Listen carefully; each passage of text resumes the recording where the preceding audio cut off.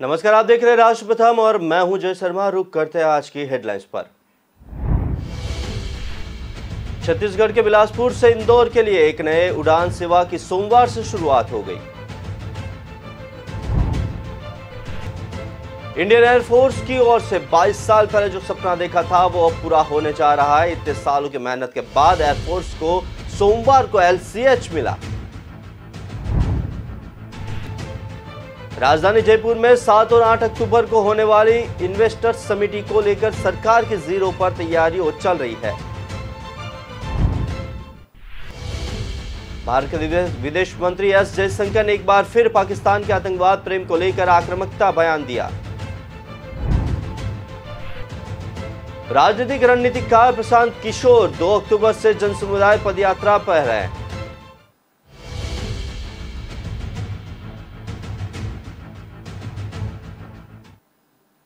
रुक करते खबरों पर विस्तार से। छत्तीसगढ़ के बिलासपुर से इंदौर के लिए नई उड़ान सेवा की सोमवार से शुरुआत हो गई। मुख्यमंत्री भूपेश बघेल अपने निवास कार्यालय से वर्चुअली हरी झंडी दिखाकर अलायंस एयरलाइंस की फ्लाइट को रवाना किया। कार्यक्रम में दिल्ली से केंद्रीय उड्डयन मंत्री ज्योतिरादित्य सिंधिया भी जुड़े। उनके अलावा छत्तीसगढ़ के राजस्व एवं आपदा प्रबंधन मंत्री जयसिंह अग्रवाल और मध्य प्रदेश शासन के जल संसाधन मंत्री तुलसी सिलावट भी शामिल रहे ये कार्यक्रम में। और बिलासपुर स्थित बिलासा देवी केवट एयरपोर्ट से एलायंस एयर की एक फ्लाइट उड़ान भरेगी। इससे पहले 5 जून से शुरू हुई बिलासपुर भोपाल हवाई सेवा को बंद कर दिया गया था।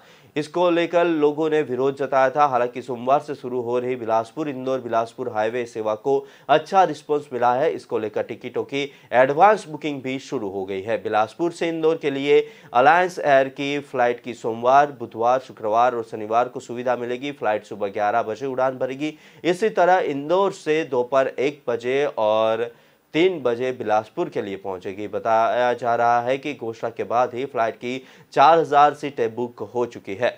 बिलासपुर एयरपोर्ट का राज्य सरकार की ओर से 41 करोड़ की लागत से विकास कराया गया है। इसके चलते ये 3CPFR श्रेणी में शामिल हुआ और इसे DGCA के लाइसेंस मिले हैं। इसके बाद बिलासपुर एयरपोर्ट से 1 मार्च 2021 से पहली नियमित घरेलू उड़ान की शुरुआत हुई। इसका संचालन दिल्ली, जबलपुर, बिलासपुर, प्रयागराज के लिए किया जा रहा है।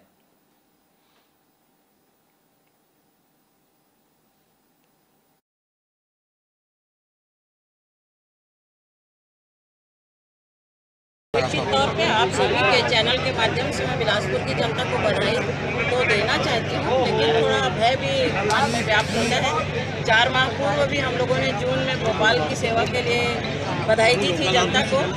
मैं एक ही आग्रह करना चाहूँगी कि कुछ क्षेत्र ऐसे होते हैं जिसे लाभ हानि देख करके नहीं किया जाता है। क्योंकि आज की तारीख में जो हवाई सेवा है वो पूरी तरह से प्राइवेटाइज कर दी गई है, जिसके कारण प्राइवेट कंपनी लाभ हानि देख करके और अपनी सेवा को नियमित रखती है और बंद कर देती है। भोपाल की सेवा के बदले में हवाई सेवा जन संघर्ष समिति ने जब यहाँ पर धरना दिया, आंदोलन किया, उसी के परिणाम स्वरूप आज 3 तारीख को बिलासपुर से इंदौर की सेवा प्रारंभ हो रही है। 2-2.5 घंटे 3 घंटे में इंदौर से भोपाल जाया जा सकेगा।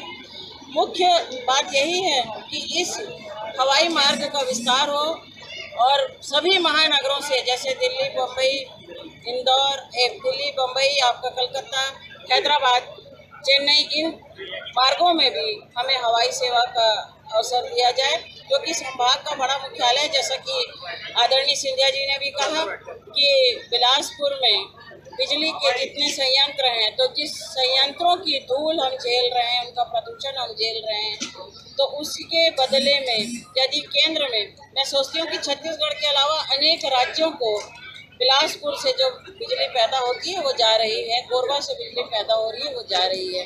तो हम अपनी जायज मांग रख रहे हैं कि केंद्र और राज्य की बात न करते हुए इस विषय में पहल करके और बिलासपुर के नागरिकों को सुविधा दी जाए। ऐसे समय में ये सुविधा और ज़्यादा आवश्यक हो जाती है जब रेलों का परिवहन बंद कर दिया गया है। लगभग यात्री ट्रेनें बंद की जा रही हैं।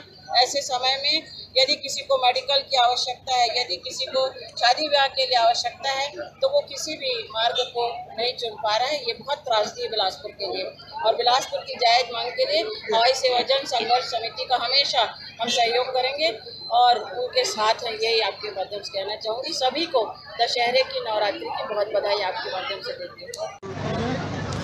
एयर कनेक्टिविटी के हिसाब से इंदौर से आज जोड़ने का जो प्रारंभ हुए हैं, मैं उसके लिए हमारे केंद्रीय मंत्री नागरिक उड्डयन ज्योतिरादित्य सिंधिया जी को मैं आभार व्यक्त करता हूं। उनके प्रयास से सारा संभव हुआ। मुख्यमंत्री जिस कार्यक्रम में उपस्थित थे, मैंने जिस बात को रखा कि बिलासपुर की मूल समस्या वही है कि आपका रनवे का विस्तार नहीं हो रहा है। आपका एयरपोर्ट छत्तीसगढ़ सरकार के पास में है, और मैंने पिछले बार भी कहा था ज्योतिरादित्य सिंधिया से जी में महिला, तब भी ये बात कहा था कि बिलासपुर हमारी जुड़नी चाहिए हवाई सेवा से।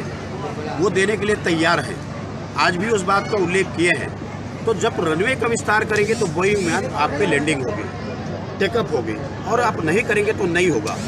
पिछले बार विधानसभा के अशासकीय संकल्प में मुख्यमंत्री जी ने जो घोषणा किया, वो पैसा अभी तक नहीं आया।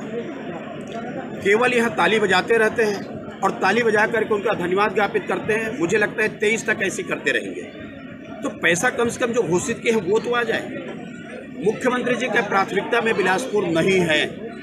यदि बिलासपुर उनकी प्राथमिकता में होती तो इस बात का चिंतन करते वो रक्षा मंत्री जी से मिलते, राजनाथ सिंह जी से, हमारे केंद्रीय मंत्री से मिलते, नागरिक उड्डयन, और इसका रास्ता निकालते। मंच से केवल बोलने से इसका विकास नहीं होगा। मैं फिर बोल रहा हूं कि बिलासपुर उनकी प्राथमिकता में नहीं है, और यहाँ के लोगों को हवाई सेवा से यदि कोई कमी है, नहीं मिल रहा है, तो उसके लिए राज्य सरकार जवाबदेह है।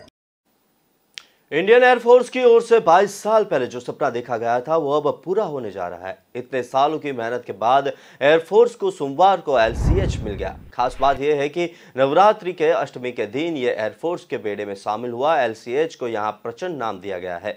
रक्षा मंत्री राजनाथ सिंह जोधपुर एयरबेस पहुंचे। रक्षा मंत्री की उपस्थिति में जोधपुर एयरबेस पर यह हेलीकॉप्टर शामिल हो गए। यहाँ लाइट कॉम्बैक्ट हेलीकॉप्टर को एयरफोर्स को सौंपने से पहले धर्मसभा का आयोजन किया गया। इस दौरान चारों समुदाय के धर्मगुरु मौजूद रहे। राजनाथ ने कार्यक्रम को संबोधित करते हुए कहा कि LCH को नवरात्र से अच्छा समय और राजस्थान की धरती से अच्छी जगह नहीं हो सकती है। वीरों की धरती से नवरात्र में इसकी शुरुआत हुई। LCH के शामिल होने से वायुसेना की शक्ति बढ़ेगी। सारी शक्ति का बड़ा सूचक है।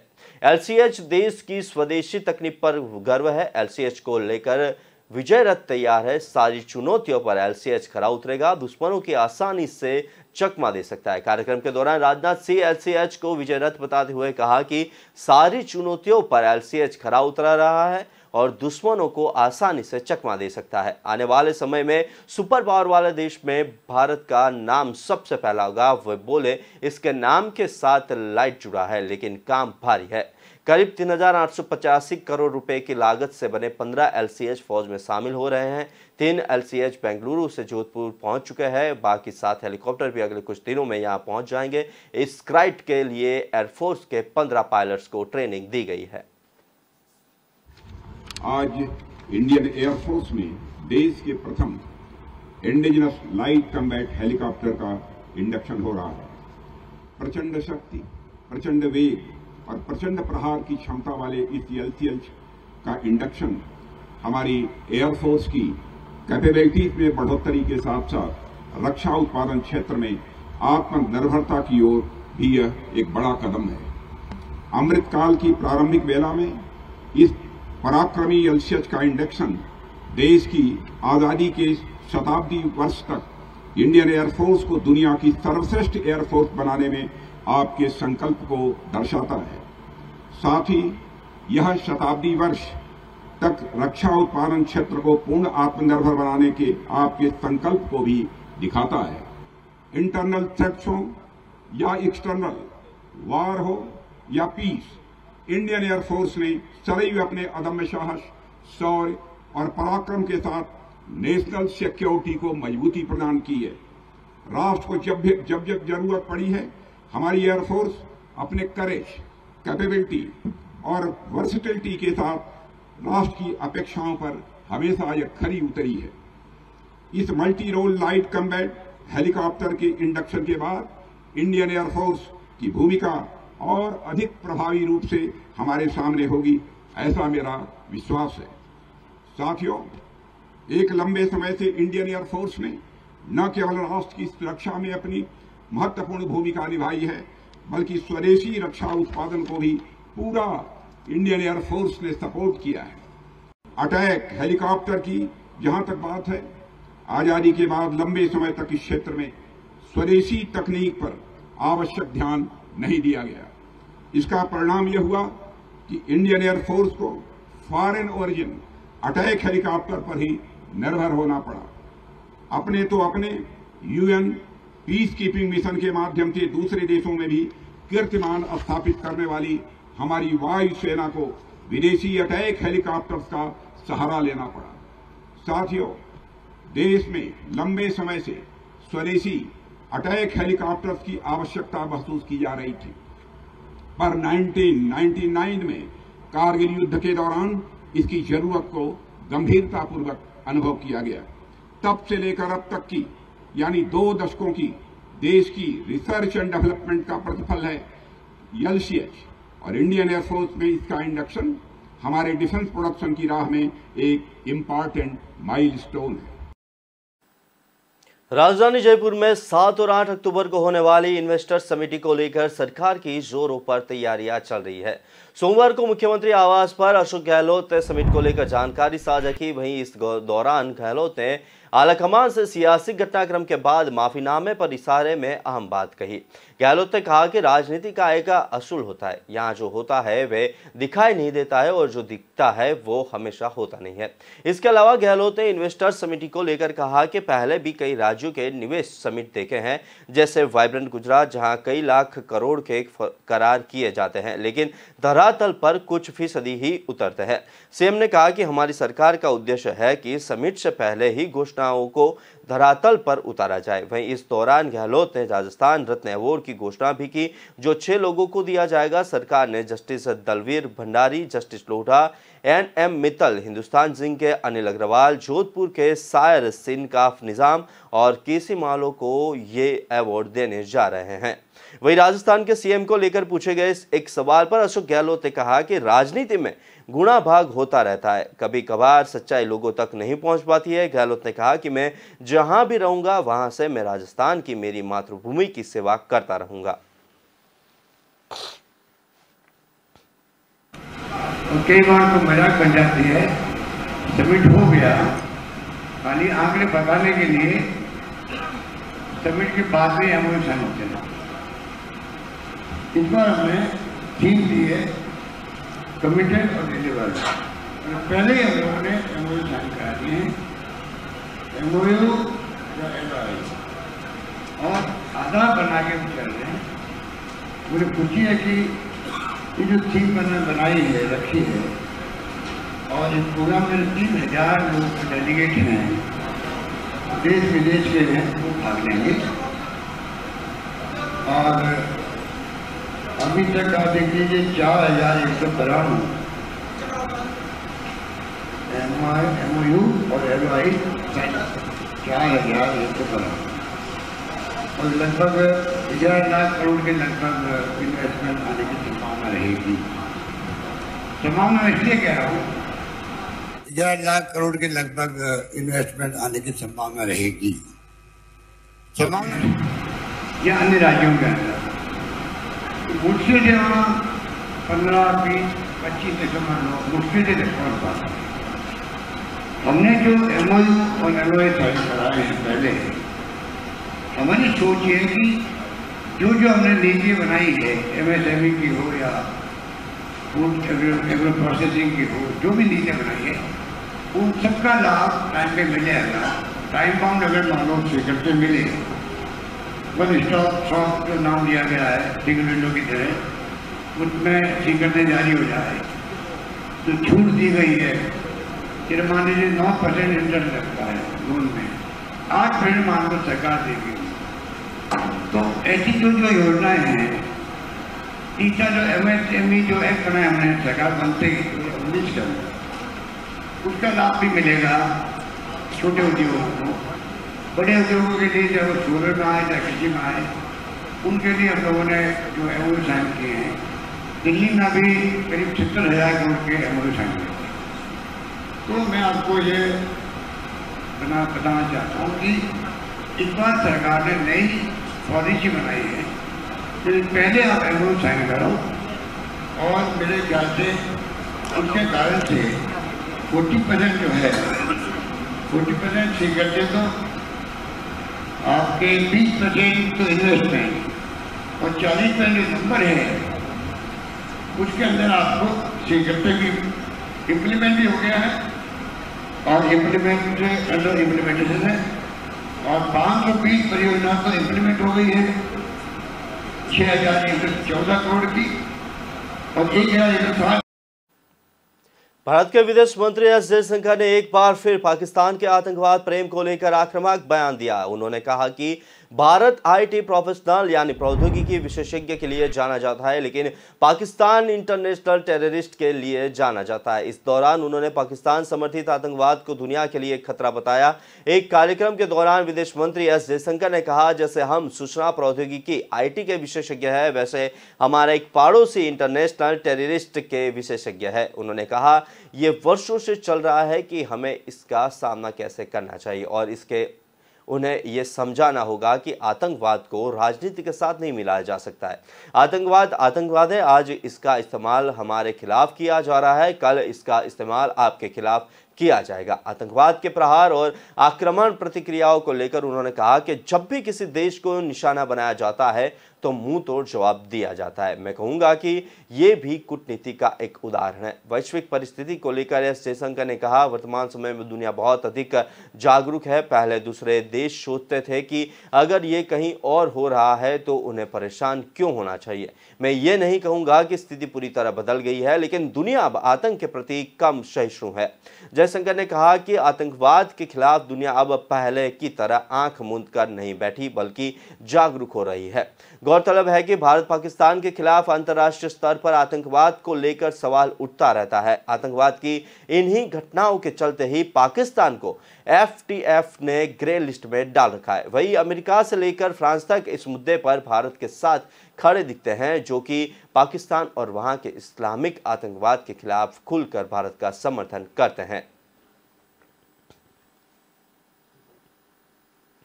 हमारे एक पड़ोसी हैं जो माने एक किस्म से जैसे हम IT के एक्सपर्ट हैं, इंफॉर्मेशन टेक्नोलॉजी के, वो इंटरनेशनल टेररिस्ट के एक्सपर्ट। राजनीतिक रणनीतिकार प्रशांत किशोर 2 अक्टूबर से जनसुराज पदयात्रा कर रहे हैं और अन्य राजनीतिक दल चुप है, लेकिन जदयू के राष्ट्रीय अध्यक्ष राजीव रंजन सिंह सिर्फ ललन सिंह ने सवाल किया कि इस यात्रा के प्रचार प्रसार पर खर्च के लिए धन कहां से आ रहा है। सिंह ने कहा कि उन्हें जानकारी मिली है कि प्रचार प्रसार पर नकदी खर्च हो रही है। उन्होंने आयकर, ED और CBI की भूमिका पर भी सवाल उठाया। पूछा है कि ये एजेंसियां PK के मामले सुस्त क्यों है। जवाब भी स्वयं दिया, भाजपा के एजेंडे पर पदयात्रा हो रही है, धन भी भाजपा उपलब्ध करा रही है, केंद्रीय एजेंसियां भी तो उन्हीं की है, इसलिए धन के एक स्रोत के बारे में नहीं पूछा जा रहा है। लगता है कि केंद्रीय एजेंसियां सिर्फ तेजस्वी यादव और लालू यादव पर ही नजर रखती है। वही प्रशांत किशोर जब ललन के आरोपों पर सफाई मांगी गई तो उन्होंने कहा कि मैं कोई राजनीतिक बयान नहीं दूंगा। जदयू के राष्ट्रीय अध्यक्ष ने कहा कि प्रशांत किशोर बता रहे थे कि वे अपनी यात्रा में देखेंगे कि बीते 30 से 35 वर्षों में राज्य का कितना विकास हुआ है। ललन ने कहा कि मुख्यमंत्री नीतीश कुमार के नेतृत्व में राज्य का कितना विकास हुआ है और ललन ने कहा कि यह बच्चा बच्चा जानता है, इसके लिए राज्य सरकार को प्रशांत किशोर के प्रमाण पत्र की जरूरत नहीं है। उन्होंने आगे कहा कि प्रशांत किशोर बताए कि 30 से 35 वर्षों में वे कितने दिन बिहार में रहे, वे भला बिहार को क्या समझेंगे।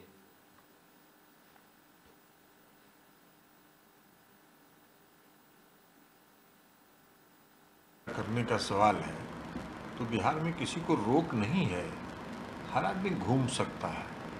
अब वो 25 बरस 30 बरस में बिहार में क्या काम हुआ नहीं काम हुआ ये जानेंगे तब न। बिहार में क्या दिन रहे हैं पिछले 30 बरस में वो। फिर बिहार के जब तक सरजमीन पर कोई लोग रहेगा तब न। बिहार का बच्चा बच्चा जानता है कि बिहार में क्या परिवर्तन हुआ है और बिहार में क्या विकास का काम हुआ है। ये उनके सर्टिफिकेट की जरूरत बिहार की जनता को नहीं है। वो आंकड़े दे रहे हैं और कह रहे हैं कि जो जहाँ पे बिहार पहले खड़ा था वहीं पे अभी भी खड़ा हुआ वो है। आंकड़ा वो देते रहे, वो आंकड़ों का खेल करते हैं। वो हम पहले भी कहे हैं कि उनका काम है व्यवसाय करना, और वो अभी दूसरे एजेंडे पर है। वो भारतीय जनता पार्टी के एजेंडे पर घूम रहे हैं, भारतीय जनता पार्टी के बिहाफ में काम कर रहे हैं। वो नाम चाहे उसका जो दे दें। भाई आप एक बात बता दीजिए ना, इतनी पार्टियां हैं, हम लोग तो इतना दिन से पार्टी चला रहे हैं बिहार में, आज तक किसी अखबार में कवर पेज में फुल पेज का विज्ञापन दिए क्या? कहां से आ रहा है ये धन? कहां से आ रहा है? कहां है सीबीआई, कहां है ईडी? तो ये स्रोत जहां से है उसी के नियंत्रण में है सीबीआई, ईडी। और वो भी हमको जरा पता लगा लीजिए आप लोग, जो फुल पेज का कवर पेज का जो विज्ञापन दिया गया है अखबारों को, उसका भुगतान नगद राशि में किया गया है। किसी ने हमको बताया, समाचार पत्रों वाले में से ही किसी ने बताया कि वो नगद भुगतान किया गया। कहां से नगद पैसा इतना आ रहा है?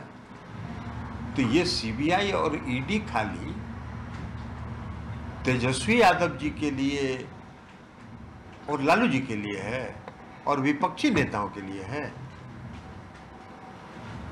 यात्रा करने का सवाल है तो बिहार में किसी को रोक नहीं है, हर आदमी घूम सकता है। 25 बरस 30 बरस में बिहार में क्या काम हुआ नहीं काम हुआ ये जानेंगे तब न। बिहार में क्या दिन रहे हैं पिछले 30 बरस में? वो बिहार के जब तक सरजमीन पर कोई लोग रहेगा तब न बिहार का बच्चा बच्चा जानता है कि बिहार में क्या परिवर्तन हुआ है और बिहार में क्या विकास का काम हुआ है। ये उन फिलहाल वक्त हुआ एक छोटे से ब्रेक का, लेते एक ब्रेक।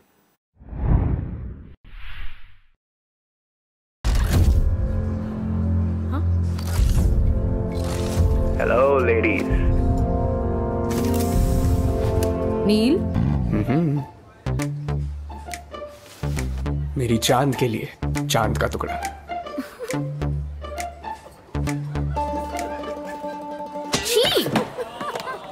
सो चीजी नील, यंग रोमांस है हमारा, कुछ हटके कुछ अलग करके दिखाओ यार। एक्सक्यूज मी, कुछ अलग देखना है?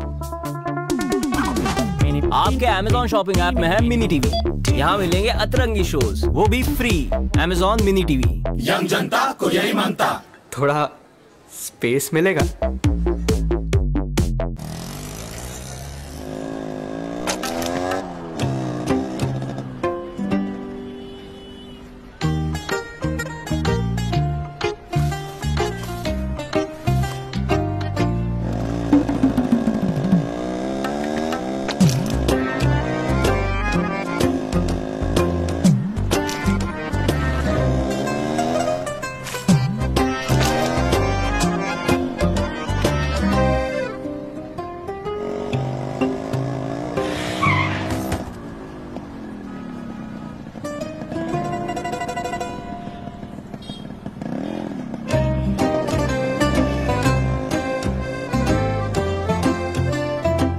जब सोच सुंदर होगी तभी तो देश सुंदर होगा।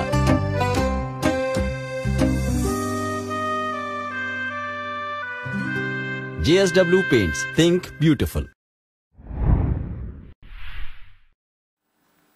एक बाद रुक करते हैं आगे की खबरों पर। भाजपा RCA चेयरमैन व कांग्रेस नेता वैभव गहलोत का 12वें रोज चौराहे पर पुतला फूंकने की ही वाले थी कि कुछ कांग्रेस के कार्यकर्ता उसे लेकर भाग गए। इससे एक बारगी तो माहौल गर्मा गया है और बाद में एक लकड़ी पर कपड़ा लपेटकर प्रतीकात्मक रूप से पुतला जलाकर नारेबाजी की गई।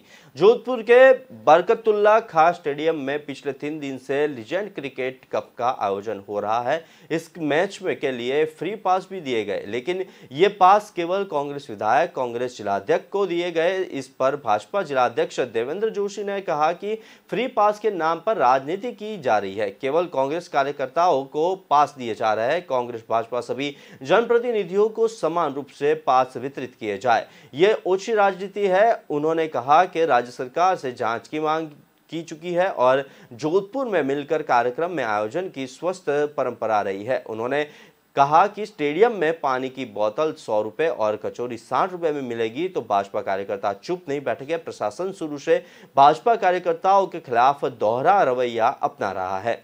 जोशी ने कहा कि शांतिपूर्ण प्रदर्शन करने के बावजूद कांग्रेस कार्यकर्ता पुतला लेकर भाग गए, जो निंदनीय है। इस अवसर पर महापौर वनिता शेठ, संगीता सोलंकी, जिला महामंत्री महेंद्र मेघवाल, डॉक्टर कर्णिसी खींची, उप महापौर किशन लड्डा और प्रतिपक्ष लक्ष्मीनारायण सोलंकी और भाजयुमो जिलाध्यक्ष गौरव जैन सहित बड़ी संख्या में भाजपा व भाजयुमो कार्यकर्ताओं मौजूद थे।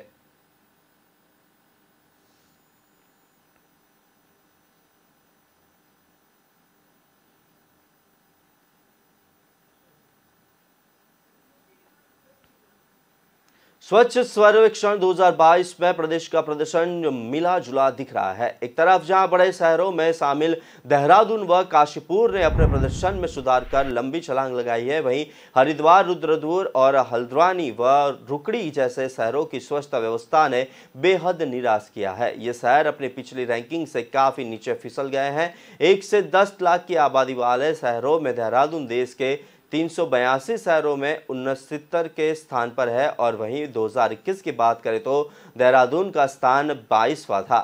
राष्ट्रीय रैंक में 304वें नंबर पर खड़े काशीपुर को अभी काफी मेहनत करनी पड़ेगी, लेकिन इस शहर में अपनी रैंकिंग में 35 अंकों की छलांग लगाकर उम्मीद जरूर जगाई है। देहरादून के अलावा प्रदेश का कोई शहर टॉप 100 में जगह नहीं बना पाया है। स्वच्छता सर्वेक्षण की प्रतियोगिता में 100 से कम शहरों वाले राज्यों में उत्तराखंड को 14 राज्यों में तीसरा स्थान मिला है। हालांकि पिछली दफा 10 पहाड़ी राज्यों के हिसाब से तय की गई रैंकिंग में उत्तराखंड पहले स्थान पर था।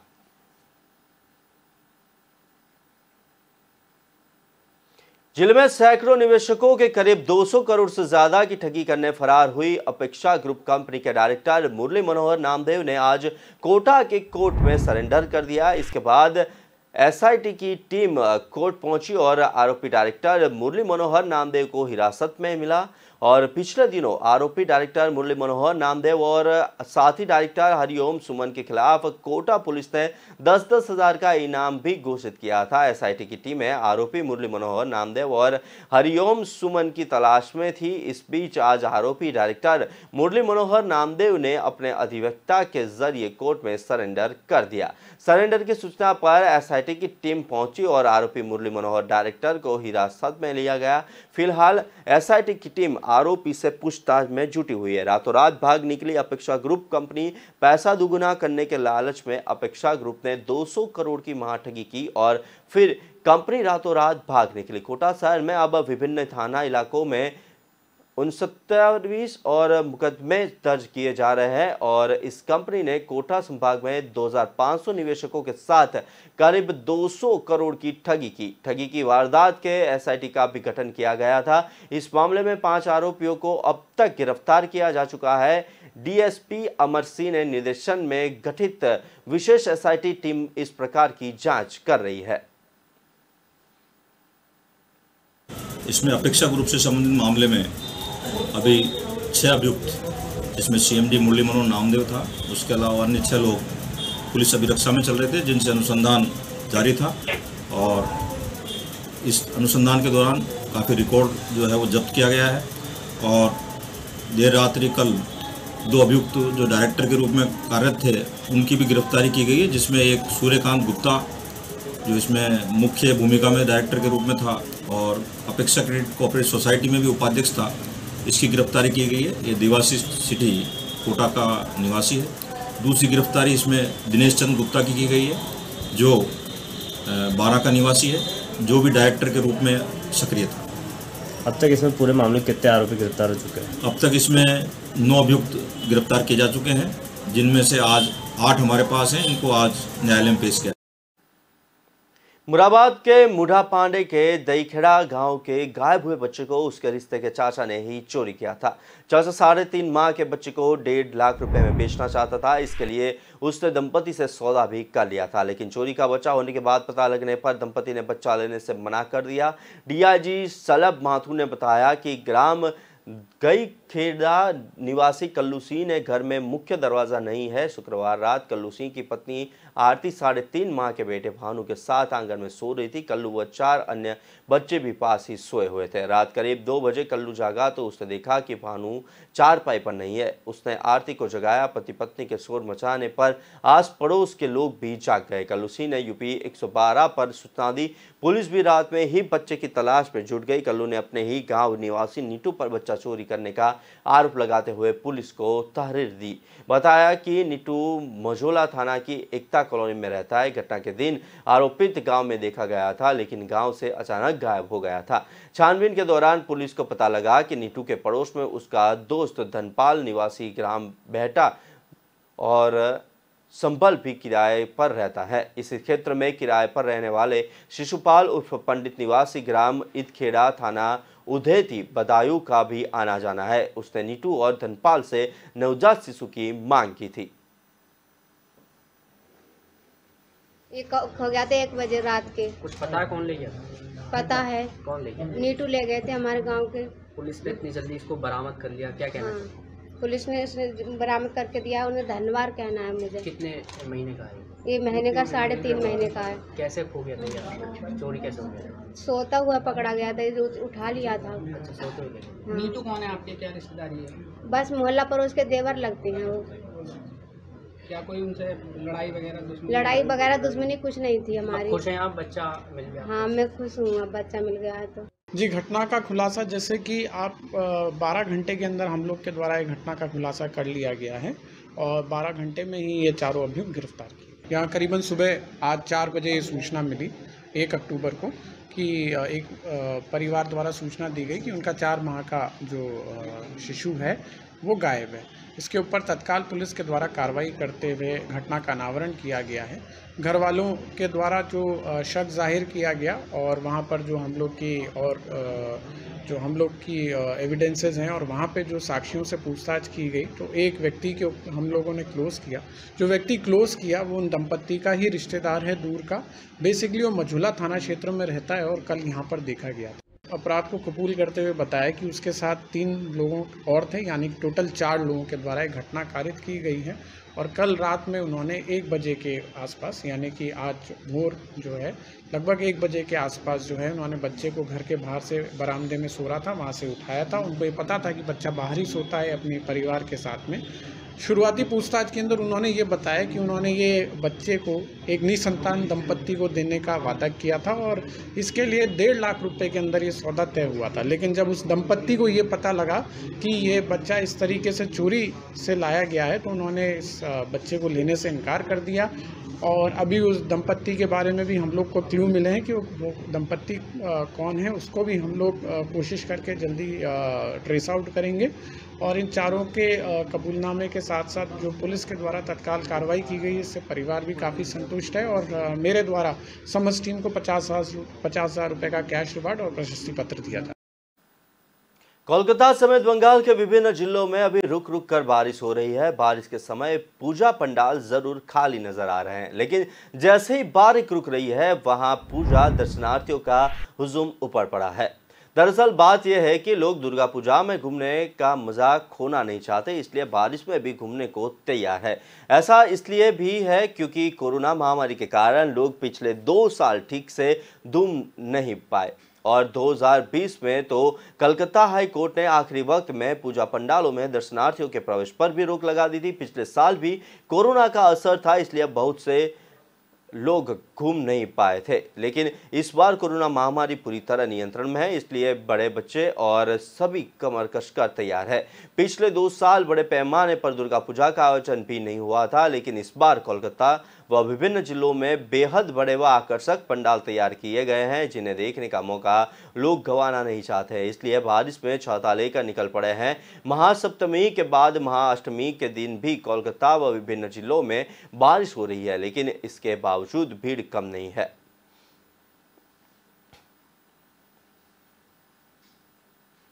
हम लोग का आज जो थीम है, तो हम लोग ये सोनार बांग्ला बनाया, जैसे हम लोग शहर के बताने चाहता है, जे हम लोग ये दिखाने के लिए एक धान खेत हो व एक खाल पुकुर हो, ये सरस्वती घाट है, वैसे जैसे ग्राम में होता है उनको हम लेके चलाया शहर में, ये दिखाने के लिए शहर वालों को, जो आप लोग देखिए, जो आप बुझिए, जो हम क्या करना चाहते हैं। जो ग्राम में हो रहा है तो यहाँ पर भी हो रहा है, तो हम इस थीम को ऐसे ही उठा के ले आए। पाकिस्तान के प्रधानमंत्री कार्यालय से ऑडियो लीक होने की घटना के बाद राष्ट्रीय सुरक्षा से लिहाज से सरकार ने संसदीय कैबिनेट की बैठक में मोबाइल फोन ले जाने पर रोक लगा दी है। एक्सप्रेस ट्रिब्यून की रिपोर्ट के मुताबिक सूत्रों ने बताया कि पाक प्रधानमंत्री शहबाज शरीफ की अध्यक्षता में बैठक तब तक नहीं हुई जब तक यह सुनिश्चित नहीं हो गया कि अंदर बैठे कैबिनेट सदस्यों के पास मोबाइल फोन तो नहीं है। सत्ता के गलियारों में कई ऑडियो लीक होने के बाद सरकार ने यह कदम आगे सुरक्षा उल्लंघनों को रोकने के लिए उठाया था। बैठक में ऑडियो लीक के मुद्दे पर भी विस्तार से चर्चा हुई और मामले की गहन जांच करने के राष्ट्रीय सुरक्षा समिति के फैसले का समर्थन किया। बुधवार को एनसीसी ने ऑडियो लीक की जांच के लिए एक निकाय के गठन को मंजूरी दी थी। एक दिन पहले पीएम हाउस में एक नई मानक संचालन प्रक्रिया लागू की गई थी, जिसके तहत स्टाफ सदस्य और एक अधिकारी को अपना मोबाइल फोन भवन के अंदर ले जाने से रोक दिया गया था। प्रधानमंत्री शरीफ ने मंगलवार को एक संवाददाता सम्मेलन में विवादास्पद ऑडियो लीक को एक गंभीर सुरक्षा चूक करार दिया था। उन्होंने कहा कि एक उच्च स्तरीय जांच समिति मामले की जांच करेगी।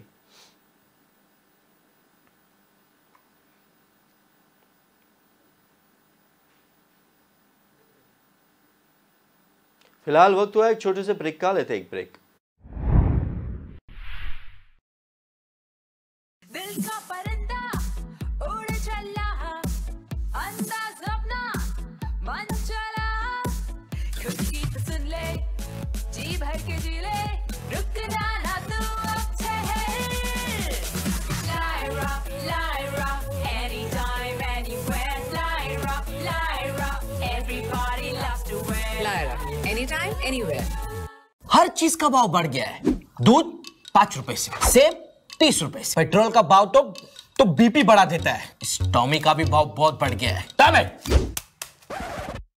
चिल माचा, शुक्र है रैपिडो ऑटो के भाव तो नहीं बढ़े।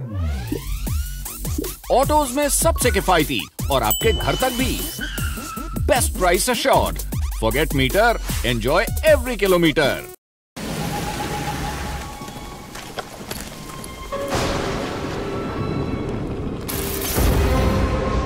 कोई है?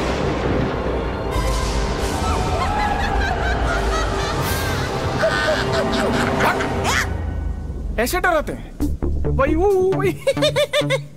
अरे लाइट्स ऑन ऑफ कौन करता है यार? कुछ नया करो, अनएक्सपेक्टेड करो, देखने में भी अच्छा लगेगा ना। We agree. Excuse me. कुछ अनएक्सपेक्टेड देखना है? आपके Amazon शॉपिंग ऐप में है मिनी टीवी। यहाँ मिलेंगे अतरंगी शोज, वो भी free. Amazon mini TV, young जनता को यही मानता है ना ये अद्भुत। रात के 2 बजे, दिन के 12 बज गए। Say goodbye to the 1950s की टेक्नोलॉजी वाले मेमोरी फोम मैट्रेस को। Meet India's first and only smart grid mattress. इसकी patented technology, their softness that relaxes your pressure points and firmness that supports your back. Memory foam है बकवास। The Sleep Company mattress is झक्कास। Log on to the sleepcompany.in.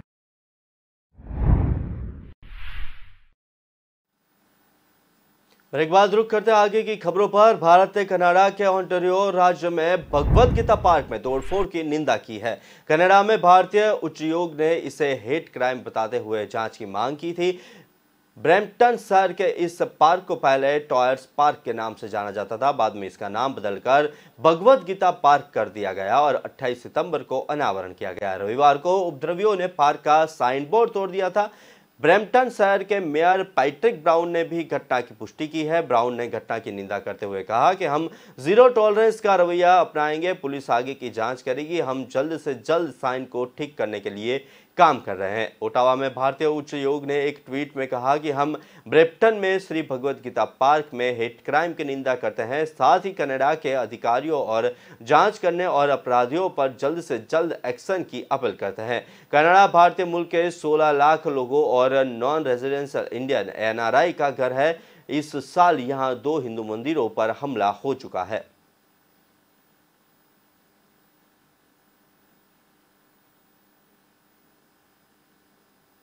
Iran में हिजाब विरोधी प्रदर्शन और हिंसा जारी है। रविवार को मरने वालों का आंकड़ा 92 हो गया और प्रदर्शन 16 सितंबर को तब शुरू हुआ जब 13 सितंबर को 22 साल की स्टूडेंट मासा अमीनी को हिजाब न पहनने के लिए मोरल पुलिस ने गिरफ्तार किया था और 16 सितंबर को उनका शव परिवार को सौंप दिया। शनिवार को विरोध प्रदर्शन की अगुवाई कर रही 17 साल की निका सकमरामी पी की हत्या कर दी गई।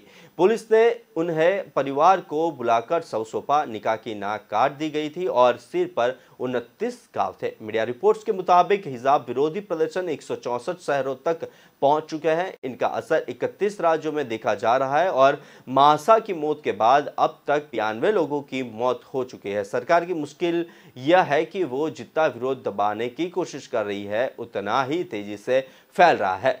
17 साल के निका सकरामी की मौत के बाद लोगों का गुस्सा और भड़क गया। दूसरी तरफ सरकार ने एक बार फिर प्रदर्शनकारियों की धमकी दी है कि अगर उन्होंने विरोध नहीं छोड़ा तो उनके नतीजे भुगतने होंगे।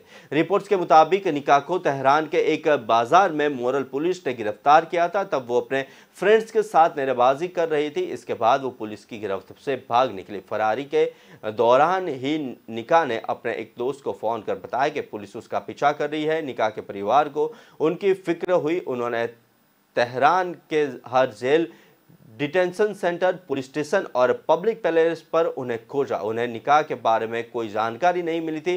कहा जाता है कि शनिवार को पुलिस ने निका के परिवार को बुलाया और उनकी मौत की जानकारी दी।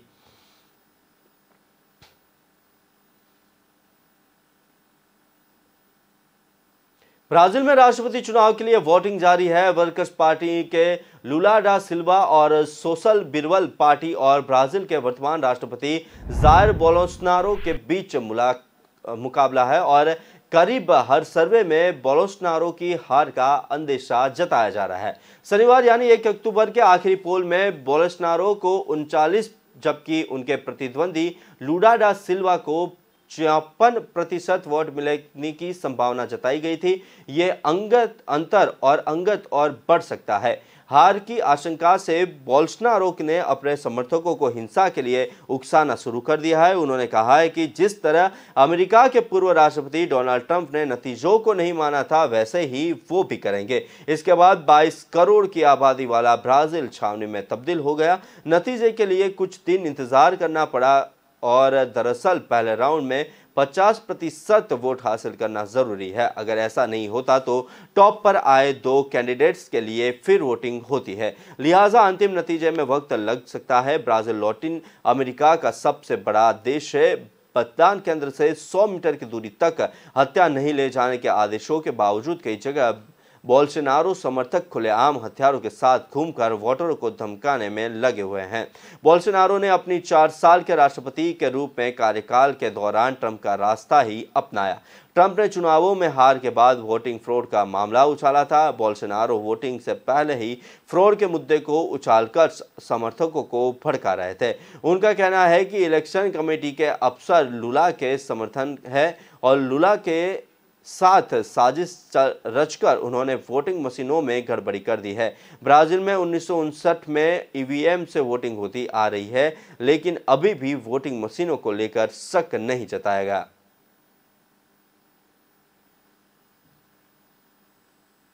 रूस यूक्रेन में युद्ध हर रोज नए घटनाक्रमों को जन्म दे रहा है। रूस द्वारा तेज किए गए हमलों के बाद अब यूक्रेन ने भी जवाबी हमले तेज कर दिए हैं। इस बीच यूक्रेन ने रविवार को लाइमेन के पूर्वी लॉजिस्टिक का हब पर पूर्व नियंत्रण पाने का दावा किया। रूस से जंग में कुछ हफ्तों से पिछड़ रहे यूक्रेन के लिए यह बड़ी सफलता मानी जा रही है। रूसी राष्ट्रपति व्लादिमीर पुतिन के लिए यह बड़ा झटका उस समय लगा जब यूक्रेन ने लॉजिस्टिक हब को वापस पाया। रूस के लिए यह क्षेत्र जमीनी संपर्क बनाने के लिए बहुत ही अहम केंद्र था। नाटो के महासचिव जेंस स्टोल्टेनबर्ग के अनुसार शहर पर लहराते यूक्रेन के झंडे यह दर्शाते हैं कि यूक्रेन रूसी सेना को हटाने में सक्षम है और उसने दिखाया कि यूक्रेन के उन्नत पश्चिमी हथियारों की तैनाती पुतिन की सेवा पर भारी पड़ रही है। यूक्रेन के राष्ट्रपति वोलोदिमीर ज़ेलेंस्की ने रविवार को कहा कि देश के सैनिकों की सफलता लाइमेन पर फिर से कब्जा करने तक सीमित नहीं है।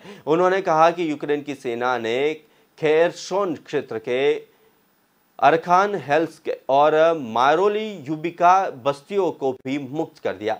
यूक्रेन की इंटरफैक्ट एजेंसी ने बताया कि यूक्रेन की सेना ने डोनेस्क क्षेत्र के एक छोटे से गांव टॉर्स्के पर फिर से कब्जा कर लिया, जो अब मुक्त हुए लाइमेन से लगभग 15 किलोमीटर पूर्व में है। रूस के रक्षा मंत्रालय ने शनिवार को कहा था कि वे घेराबंदी के खतरे को भांपते हुए लाइमेन क्षेत्र के सैनिकों को वापस बुला रहे हैं।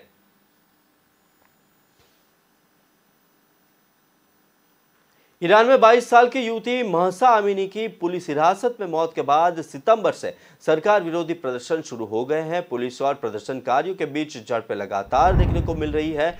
शुक्रवार को पुलिस और प्रदर्शनकारियों के बीच हुई हिंसक झड़प में 19 लोगों की मौत हो गई थी।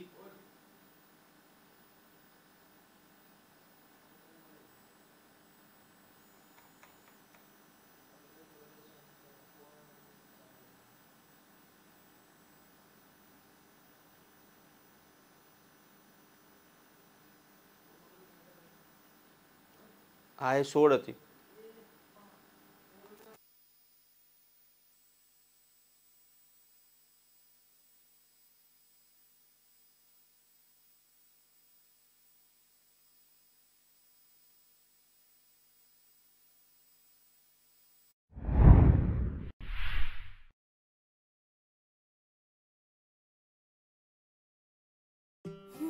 बस शुरू करने की बात है, फिर सपने बोलते हैं क्या करना है, किसके साथ आगे बढ़ना है, जो कहीं नहीं मिलता उसे कहाँ ढूंढना है। बस शुरू करने की बात है, उसके लिए जो भी चाहिए अपनी दुकान Amazon पर सब मिल जाएगा। शांति, तुम्हारे नए गेस्ट हाउस के पहले guest. Hello, do you have Wi-Fi here? It will be there tomorrow. Amazon, नई शुरुआतों की अपनी दुकान। चाय तैयार है। मैं चेंज करके आती हूँ। मैं चेंज करके आती हूँ। मैं चेंज करके आती हूँ। लायरा का नया कलेक्शन, बहाने कम पड़ जाएंगे पर स्टाइल्स नहीं। Lyra, time to style.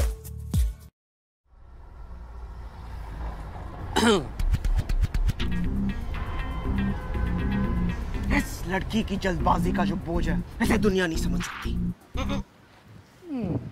ये कैब से जाएगी, ये ऑटो से जाएगी। इसके मोबाइल पर ऐप खुला हुआ है, ये कैब से जाएगी। उसका एक हाथ हवा में है, ये ऑटो से ही जाएगी। कैब से, ऑटो से, कैब से, ऑटो से, कैब, ऑटो, कैब। ऑटो। या खुदा, ये तो रैपिडो से जाएगी। रैपिडो से। Rapido, the smartest choice always. Safe भी, तेज भी। ऐप खोलो, बुक करो, खो Rapido।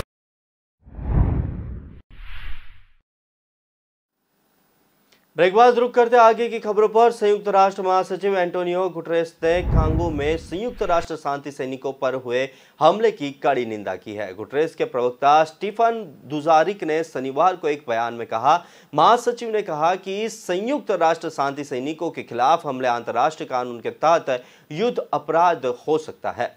बयान में कहा गया कि संयुक्त राष्ट्र प्रमुख ने दिवंगत शांति दूत के परिवार और पाकिस्तान की सरकार और लोगों के प्रति अपनी गहरी संवेदना व्यक्त की है। सिन्हुआ की रिपोर्ट के अनुसार उन्होंने पुष्टि की है कि संयुक्त राष्ट्र देश के पूर्व में शांति और स्थिरता लाने के प्रयासों में कांगो सरकार को और लोगों का समर्थन करना जारी रखेगा।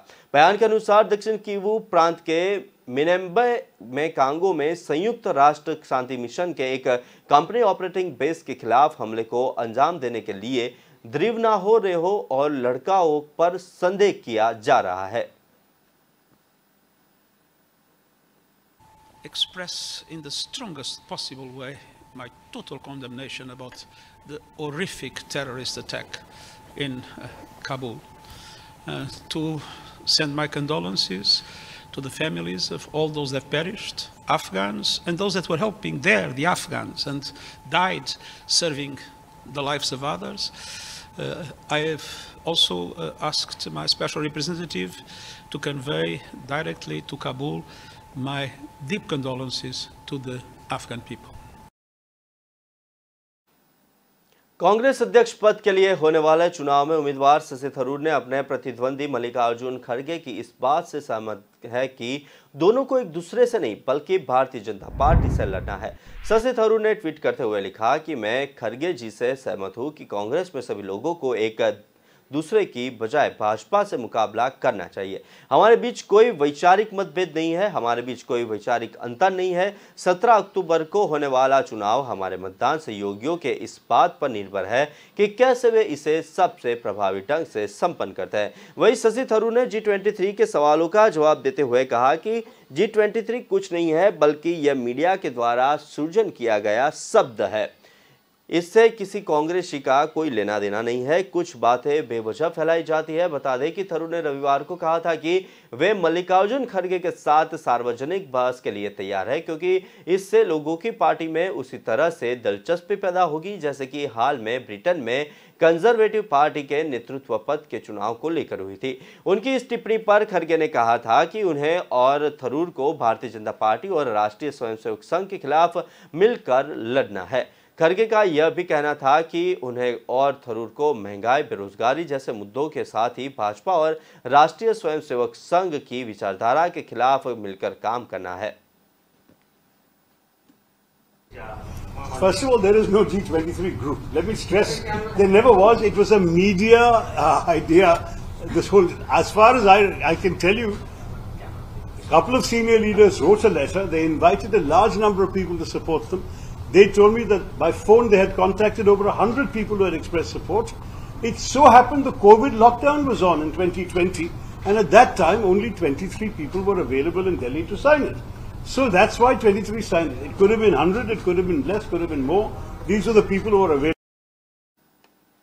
कोटा दशहरा मेला में झूलों और दुकानों पर अवैध रूप से कब्जा करने का मामला फिर सामने आया। मेले में आपराधिक तत्वों द्वारा व्यवस्था बिगाड़ने की आशंका जताते हुए बीजेपी नेताओं ने सोमवार को नगर निगम के बाहर प्रदर्शन कर मेला अधिकारी को ज्ञापन सौंपा। मामले में कार्यवाही की मांग की गई। भाजपा नेता खंडेलवाल ने आरोप लगाया कि मेले में झूलों के आवंटन की जगह पर अवैध रूप से कब्जा कर झूले लगाए जा रहे हैं। जिन लोगों के नाम आवंटन हुए हैं उनकी जगह दूसरे लोग झूला लगा रहे हैं। इसी तरह दुकानों के आवंटन में भी गड़बड़ सुझाव रही है और दूसरे लोग कब्जा कर काम करने की कोशिश कर रहे हैं। इसमें निगम के भी कुछ कर्मचारी भ्रष्टाचार कर रहे हैं। भाजपा नेताओं के दल ने आरोप लगाया कि मेले में असामाजिक तत्व व्यवस्था बिगाड़ने की कोशिश कर सकते हैं। इस तरह की जानकारी भी सामने आई है और आपराधिक प्रवृत्ति के लोग दुकानों पर कब्जा कर रहे हैं और इस संबंध में पहले भी ज्ञापन दिया गया चुका था, लेकिन अभी तक नगर निगम की तरफ से मामले में कोई कार्यवाही नहीं की गई है,